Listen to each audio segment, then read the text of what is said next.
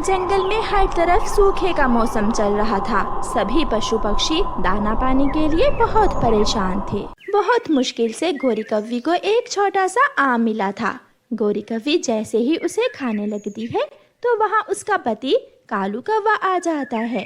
गोरी, मुझे जब भी कोई खाने की चीज मिलती है तो मैं तुम्हारे साथ मिल बांट कर खाता हूँ, और तुम अकेली अकेली ही खा रही हो।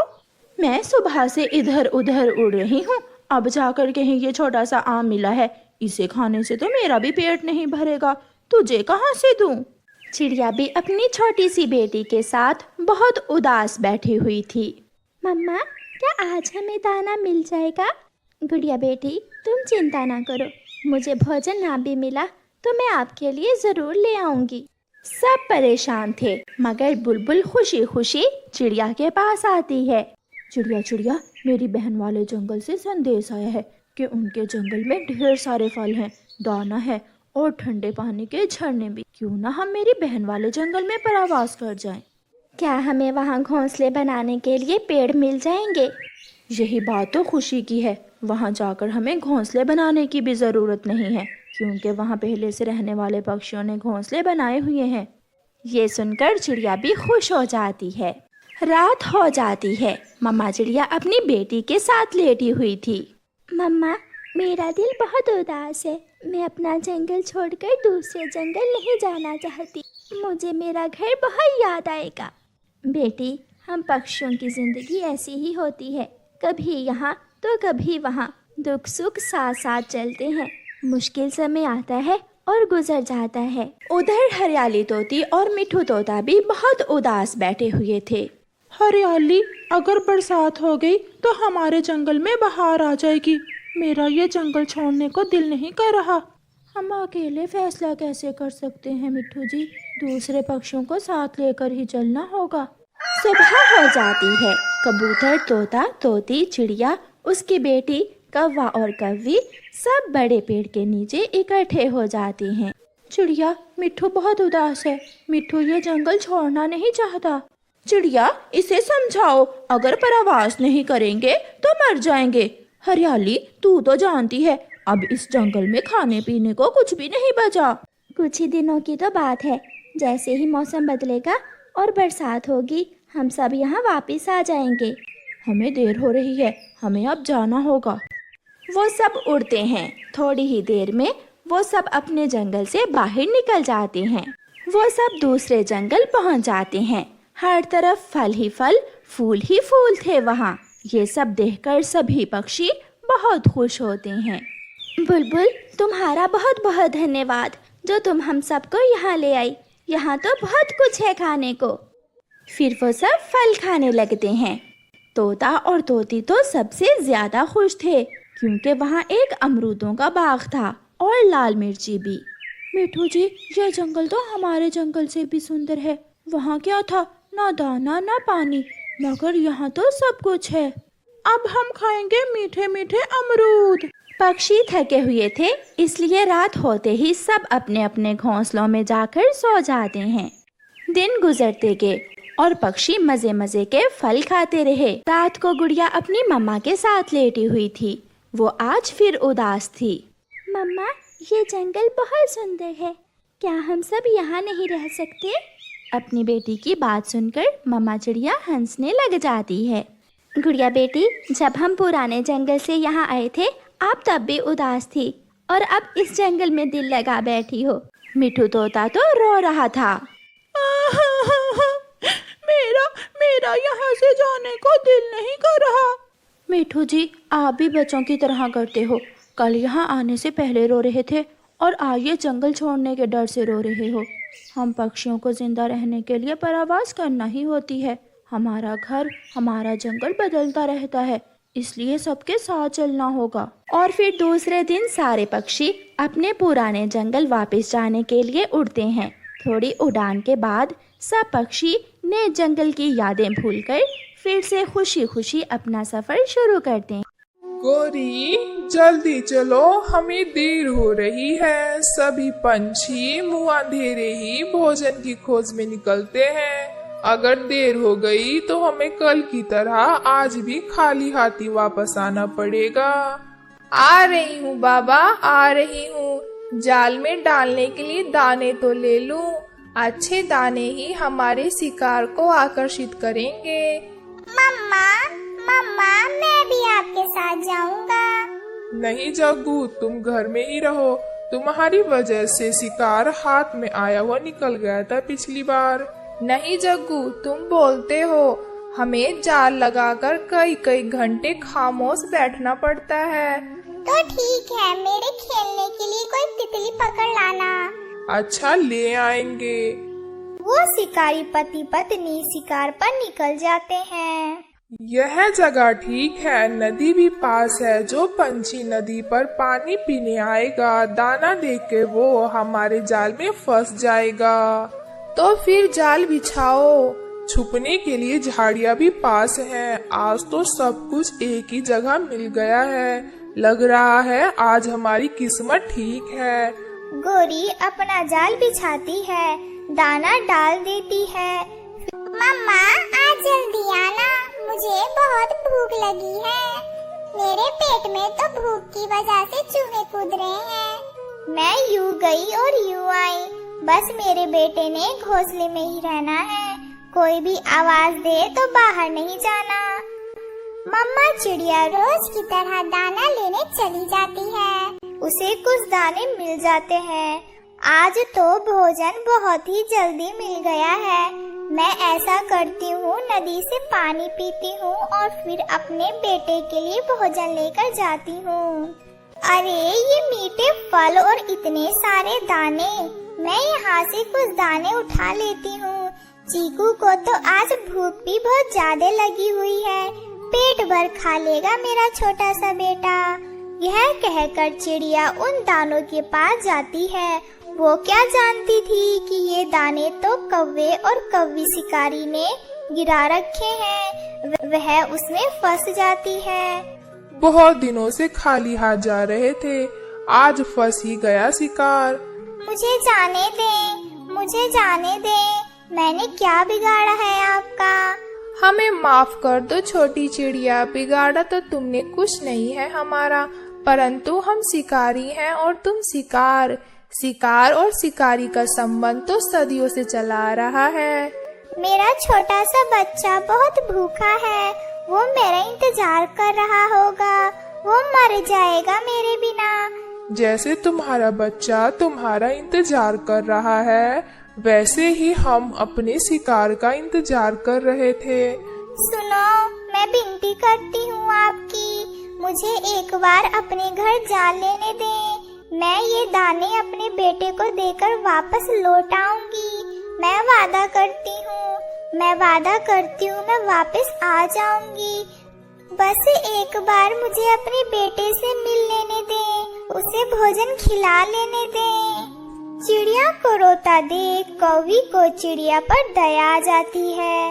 हम कैसे मान लें कि तुम अपने बेटे को दाना देकर वापस आ जाओगी? मैंने कभी अपनी जिंदगी में झूठ नहीं बोला है। मैं आपसे वादा करती हूँ और हम पंछी कभी झूठा वादा नहीं करते। तो कालू जाने दो इसे, मुझे इस चिड़िया की बातों में सच्चाई नजर आ रही है। ये चिड़िया वापस लौटकर आ जाएगी।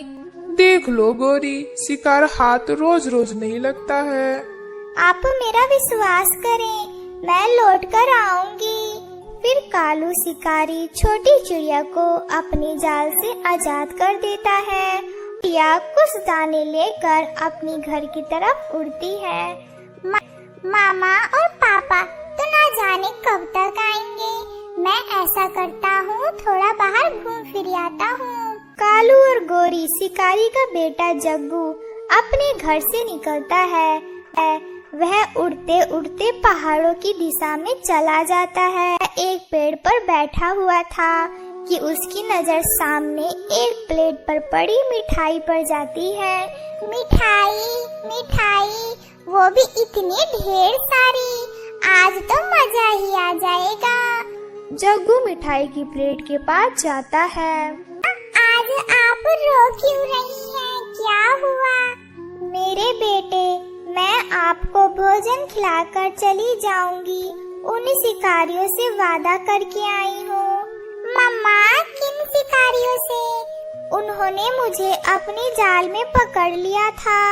मैंने विनती की कि बस एक बार मुझे मेरे बेटे से मिल लेने दें। मैंने वादा किया मैं अपने बेटे से मिलकर वापस आ जाऊंगी। अब जल्दी से भोजन खा लो मेरे बेटे, मेरे पास समय नहीं है, मुझे अपना वादा पूरा करना है। नहीं मम्मा, मैं नहीं रह सकता आपके बिना। अगर आपको अपना वादा पूरा करना है और जाना है तो मुझे भी अपने साथ ले जाएं। हम माँ बेटा एक ही साथ जिएंगे और एक ही साथ मरेंगे। मेरे बेटे, एक माँ खुद तो मर सकती है परंतु अपने बेटे को मरता नहीं देख सकती। ऐसी जिद ना करो, मुझे जाने दो। जैसे आपने मुझसे बहुत कुछ सीखा है वैसे ही मैंने अपनी माँ से सीखा है कि कभी झूठा वादा नहीं करते। मैं जा रही हूँ मेरे बेटे, अपना ख्याल रखना और मम्मा के बिना जीना सीख लेना। अगर भाग्य में हुआ तो फिर मिलेंगे। अगर इन शिकारियों ने मुझे मार दिया तो मैं अपने बेटे के सपने में मिल जाया करूँगी। चिड़िया रोती हुई अपने बेटे को रोता छोड़ अपने घर से निकलती है। बचाओ, ओ बचाओ, कोई मुझे बचाओ, कोई मेरी मदद करो। चिड़िया जग्गू की मदद की गुहार सुनती है और वाती है। चिड़िया जग्गू को जाल से आजाद करती है। बेटा, मैं भी ऐसे ही लालच किया था और मैं 2 दाने खाने के लिए जाल में फंस गई थी। आंटी, ये जाल किसी शिकारी ने बिछा रखा है क्या? हाँ, अब जल्दी चलो यहाँ से, वो शिकारी आने ही वाला होगा और मुझे भी अपना वादा पूरा करना है। चिड़िया जग्गू को अपने साथ लेकर उड़ती है। वो आ गई, चिड़िया आ गई। गोरी चिड़िया ने तो सच में अपना वादा पूरा कर दिखाया। कालू, वो चिड़िया के साथ अपना जग्गू लग रहा है। ये कैसे चिड़िया के साथ? मैंने अपना वादा पूरा किया, मैं आ गई। जग्गू मेरे बेटे, आप यहाँ कैसे? हम तो आपको घर पर छोड़कर आए थे। मम्मा, मैं घर से घूमने निकला तो किसी शिकारी के फंदे में फंस गया। अगर आंटी चिड़िया आज मुझे ना बचाती तो वो शिकारी आज मुझे मार ही डालता। चिड़िया, आपने मेरे बेटे की जान बचाई है। आपके पास समय भी था कि आप भाग जाती और वापस ना आती, परंतु आपने वापस आकर हमारा दिल जीत लिया है। चिड़िया, आप आजाद हैं। आप जाएं अपने बेटे के पास, आप जाएं। और हमने भी सोच लिया है कि हम अब कोई और धंधा कर लेंगे और कभी शिकार नहीं करेंगे। और फिर चिड़िया खुशी खुशी अपने घर आ जाती है और अपने बेटे के साथ खुशी खुशी रहने लगती है। अलीगढ़ के जंगल में टुनटुनी चिड़िया अपने पति कालू कौवे के साथ रहती थी। कालू कौवा बर्गर बेचा करता था। जंगल में बारिश का मौसम शुरू हो गया था। कई दिनों से लगातार बारिश हो रही थी। हे भगवान, कई दिनों से मूसलाधार बारिश हो रही है। घर का राशन भी खत्म हो चला है और आज मैं बर्गर बेचने नहीं गया तो बच्चों को क्या खिलाऊंगा? चाहे कुछ भी हो जाए, मुझे अपने बच्चों के लिए बर्गर बेचने जाना ही होगा। टुनटुनी, तुम बच्चों का ध्यान रखना, मैं बर्गर बेचने जा रहा हूँ। बर्गर बेचकर जो पैसे मिलेंगे उससे मैं घर का राशन लेता हूँ। इतनी तेज बारिश में कहाँ जाओगी जी? मत जाओ, चारों तरफ पानी भरा हुआ है। कौन तुमसे बर्गर खाने के लिए आएगा? मुझे मत रोको टुनटुनी, कई दिनों से घर पर बैठा हूँ, एक पैसा आमदनी नहीं हुई। अब नहीं जाऊँगा तो भूखे मरने की नौबत आ जाएगी। इतना कहकर कालू कौवा अपनी बर्गर का ठेला लेकर चला जाता है। जंगल में चारों तरफ पानी ही पानी था, ऊपर से बारिश भी हो रही थी। बर्गर ले लो, बर्गर, गर्मा गर्म बर्गर ले लो। अरे ओ कालू भैया, इतनी बारिश में बर्गर बेच रहे हो, जरा मुझे गर्मा गर्म बर्गर खिलाना। हाँ रसीली भाभी, अभी आपको गर्मा गर्म बर्गर खिलाता हूँ। कालू भैया, आपको पानी में डर नहीं लगता? चारों तरफ जंगल में पानी भरा हुआ है, कहीं बिजली टूट गई तो क्या होगा तुम्हारे परिवार का? क्या करूँ भाभी, कई दिनों से घर पर बैठा हूँ। मेरी मजबूरी है, घर का सारा राशन खत्म हो चला है। पापी पेट को भरने के लिए आंधी हो या तूफान, मुझे तो काम करना ही पड़ेगा। कालू कौआ एक बार फिर से आवाज लगाता है। बर्गर ले लो, बर्गर, गर्मा गर्म बर्गर ले लो, बर्गर। बारिश का मौसम था, जिसके चलते कालू कौवे के सारे बर्गर जल्दी ही बिक जाते हैं। कालू कौवा बहुत खुश था। वो उन पैसों से अपने घर का राशन खरीदता है और घर की तरफ चल देता है, लेकिन रास्ते में ज्यादा पानी होने की वजह से उसका पैर फिसल जाता है और वो पानी में डूबने लगता है। उसका सारा सामान पानी में बहने लगता है। वो उन सामानों को पकड़ने के लिए पानी में इधर उधर जाने लगता है। पकड़ो पकड़ो मेरे राशन को, सारा सामान पानी में बह गया। अब मेरे बच्चे क्या खाएंगे? कालू को अपने सामान को पकड़ते पकड़ते काफी दूर बहकर चला जाता है। देखते ही देखते 2 दिन बीत गए, लेकिन कालू कौवे का कहीं आता पता नहीं था। टुनटुनिया बच्चों का रो रो कर बुरा हाल था। पिंकी के बापू, कहाँ हो पिंकी के बापू? जल्दी से घर आ जाओ, मुझे बहुत डर लग रहा है। टुनटुनी की रोने की आवाज सुनकर रसीली तूती सुंदरी कौवी भी वहाँ आ जाती है। टुनटुनी उन्हें सारी बात बताती है। तुम पागल हो गई थी क्या टुनटुनी? चारों तरफ जंगल में पानी भरा हुआ है, ऐसे में कालू को बर्गर बेचने क्यों जाने दिया तुमने? सब तुम्हारी गलती है। फिर सुंदरी कौवी वहाँ से चली जाती है। अचानक से टुनटुनी का घर टूट जाता है और पानी में गिर जाता है। वो अपनी बेटी के साथ पानी में गिर जाती है। तभी एक बाबा बाघ उसके पेट में टुनटुनी को बचा लेता है। फिर उन दोनों की ऊंची जगह पर ले जाता है। वहाँ पहले से कई पक्षी भी मौजूद थे, उन्हीं में टुनटुनी का पति भी था। टुनटुनी अपने पति को देखकर बहुत खुश हो जाती है। आप और यहाँ, मैंने तो आपकी उम्मीद ही छोड़ दी थी। मैं राशन लेकर घर लौट रहा था, तभी तेज पानी मुझे अपने साथ बहा कर ले गया। कुछ दिनों बाद बारिश रुक जाती है। फिर टुनटुनी बारिश की गीली मिट्टी से अपना घर ऊंचे पेड़ पर बनाती है।